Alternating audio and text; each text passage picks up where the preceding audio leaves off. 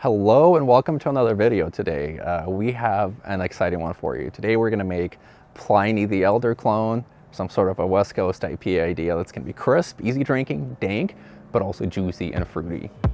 Let's brew this up. So the idea for this beer is obviously influenced by Pliny. We want lots of hops, we want lots of IBUs, we want dryness and crispness and easy drinking beer.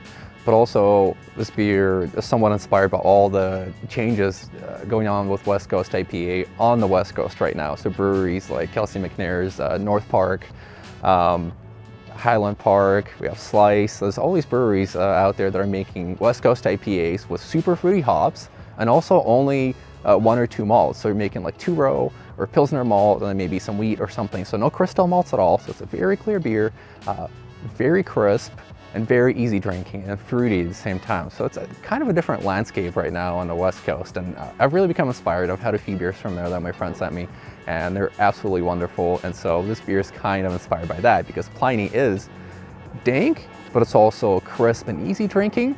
Well, 7%, some people could argue otherwise, but for me, it goes down easier than a New England IPA would at 10-20 finishing gravity.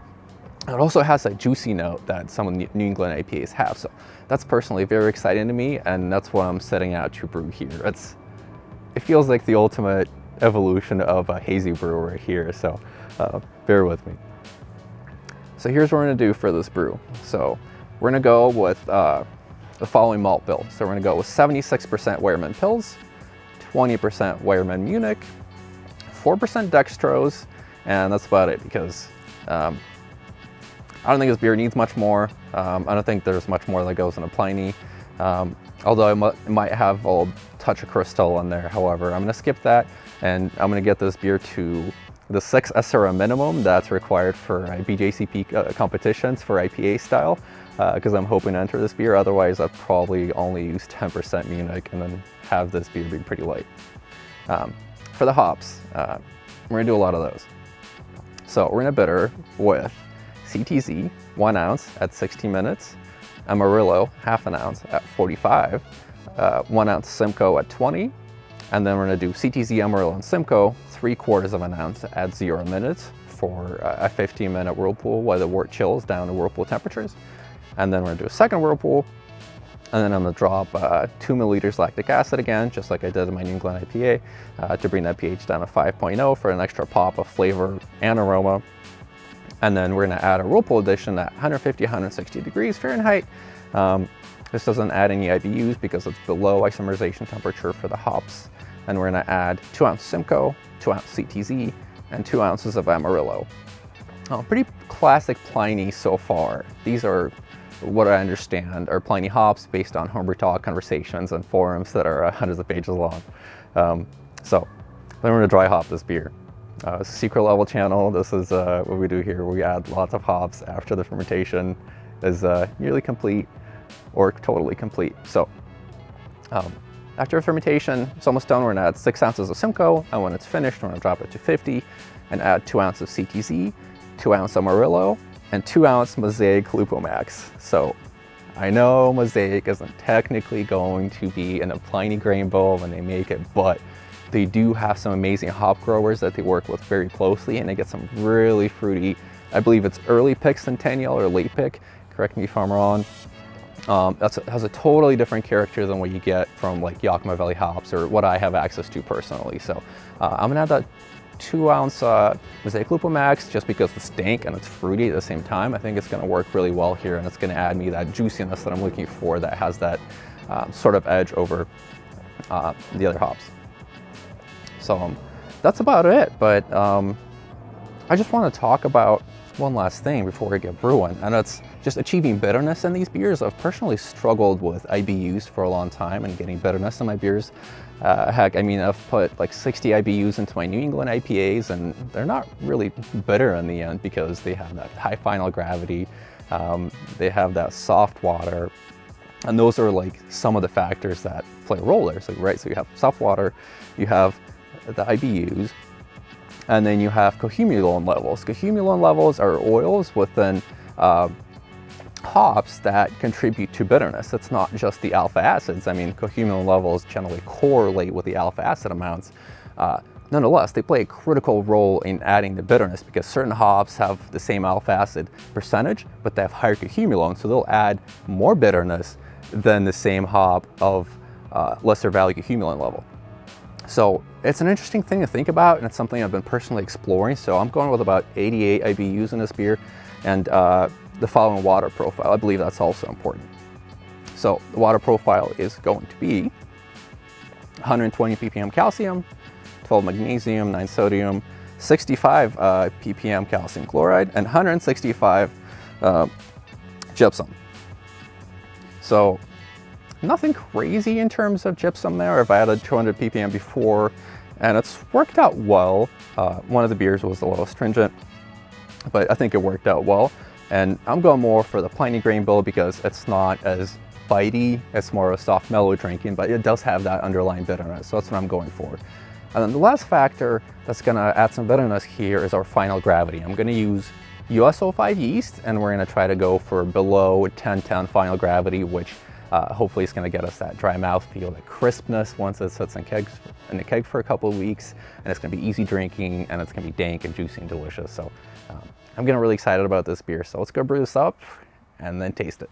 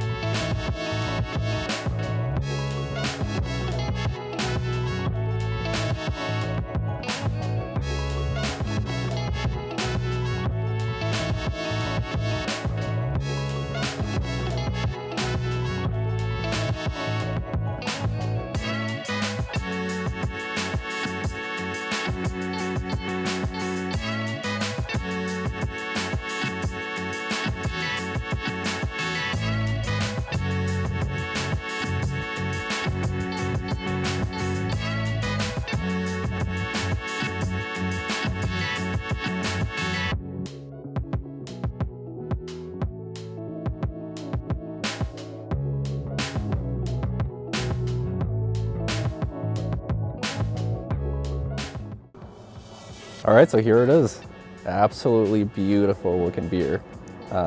Decent head retention. I did have a little bit more ahead before the camera started rolling. It's settling down now, but color looks amazing.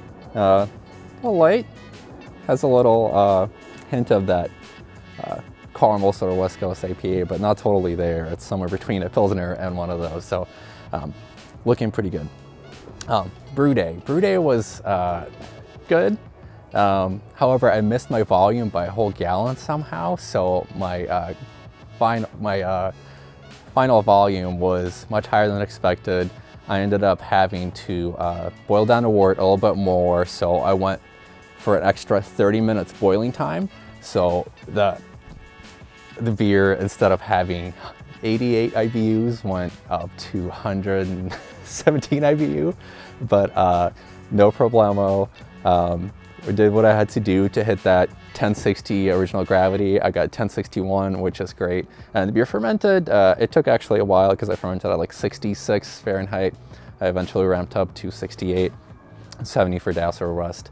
And the final gravity was 1008 or 1009, somewhere around there. So I'm pretty pleased with how that all came out. Out of the dry hops, it all went pretty smooth. And then here we are. Here is our lovely beer. It's called Devil's Lettuce. I was going for some dank notes out of this, so let's get a whiff. Again, that sweet mango kind of aroma, but there is a hint of dankness in there already. Even the aroma, it kind of gives it away as like a West Coast IPA right away. Otherwise, it would just be all fruit if it was just that mango. Maybe some grapefruit too. Very nice. So let's go for mouthfeel, see how this tastes. Crisp and dry. I think it's probably going to get more crisp as it sits more in keg. It's only been in keg for 2-3 weeks at this point. Just been hanging out there, and wow, the flavor. Getting that sweet mango and grapefruit. Wow, that tastes good.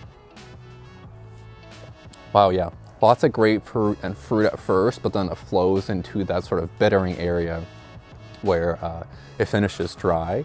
But then it's followed by like more like sticky hop resin and grapefruit. I mean, I really like how that finishes. Interesting. I don't know how those compare to Pliny. I have one on the way, and I'll post my comparisons on Instagram, but so far it's not quite hitting the fruit level that I would expect just from what I remember Pliny tasting like. So that's one note. But yeah, I've been drinking this beer and I've been loving having this on tap. It's such a refreshing break from having hazy IPAs on tap and big stouts. Even though it's summer, I did have a few lagers, but still, if you want something hoppy that has like a nice dry finish, this is like a perfect go-to for a change. I like that this beer can satisfy like a West Coast IPA lover, and also hopefully some haze bros like myself, and that's totally fine, I'll admit it. Hazy beers are great, and you know, just because it has a juicy, fruity flavor, that sweet mango, and then also has that sticky resin, it's kind of the best of both worlds. If we're gonna change anything for next time, I think I'll try to add a little bit more fruit, so I'd still add maybe some sea hops in a boil and Whirlpool, but then I would go heavier in a dry hop with maybe a little bit of Citra, or maybe more Mosaic. I think that would be fun, or maybe even some of the New Zealand hops like Nelson, like that brewery over in San Francisco, I believe Slice has a Nelson beer. Cellar Maker, that's it. Cellar Maker is a Mount Nelson beer that Craft Beer and Brewing has a recipe for, and I'll share that. And it's an all Nelson beer, very light, very crisp drinking, so I might have to do something like that next time. But overall, it's crazy. Like, I don't taste 120 IBUs. It doesn't taste out of this world, even though it's like 7%. It's not a double IPA by any means.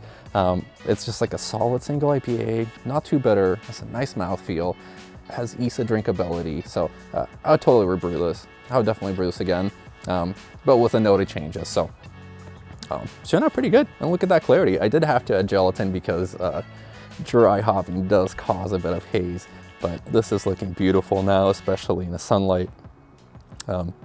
Yeah, so if you like this content, like and subscribe. Looking forward to making more videos over the winter. We have some stouts coming up, so stay tuned for those. Cheers. Man, I swore not to say like and subscribe. I can't believe I did that. Damn.